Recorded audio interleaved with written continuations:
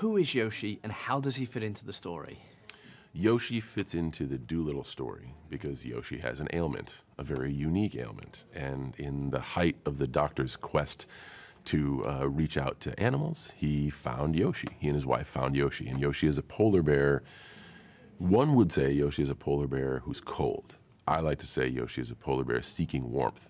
So when you learn about Yoshi, Yoshi is also a very positive, friendly, valuable asset who uses his talents and strengths to help. How does one go about voicing, at the very least, a polar bear? Is that something you have to get into a mindset for? It is, but that mindset is developed by the folks making the movie.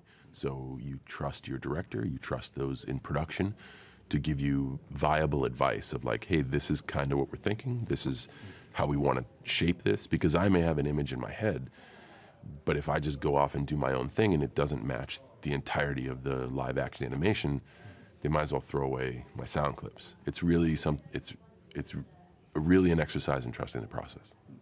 Obviously, I'm guessing what you got to see were images of what he would eventually sort of look like. Did they also ever show you the physical performances from the set to be able to see how the performers who were bringing him to life on set move, or was there any of that? Only towards the very end.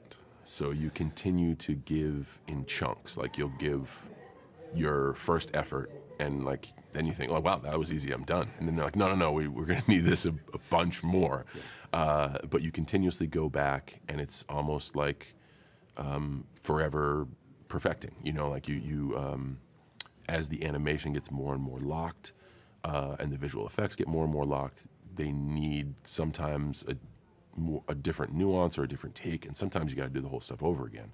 But that's never a problem. It's not really difficult work, and it is pretty speedy, and it's cool to see the movie develop. You get to see every phase of it. Is it, though, in any way a challenge to come up with the comedy angle without a direct co-star to feed off of? Is that a particular sort of skill you have to develop? Not really. So it's just a specific skill. That's a great way to put it.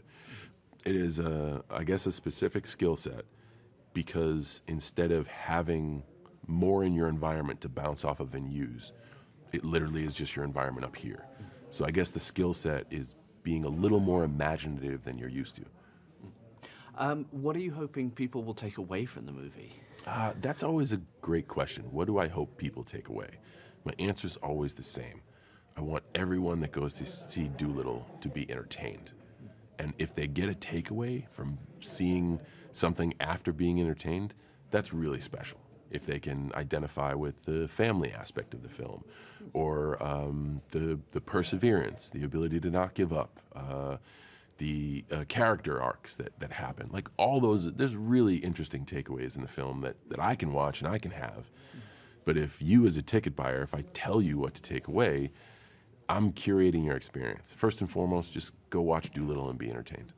So final question, what was your own history with Dolittle? Had you ever read the books? Had you seen the earlier movies? I'm a Dolittle noob. I had never seen the earlier installments. I had never read the books, but I do find the narrative fascinating. I think all of us, or most all of us, look at animals, creatures with such identifiable personality, and have that imaginative wonder of, what if they could hear me? And what would they say back? And I think that's why it's just an ageless tale.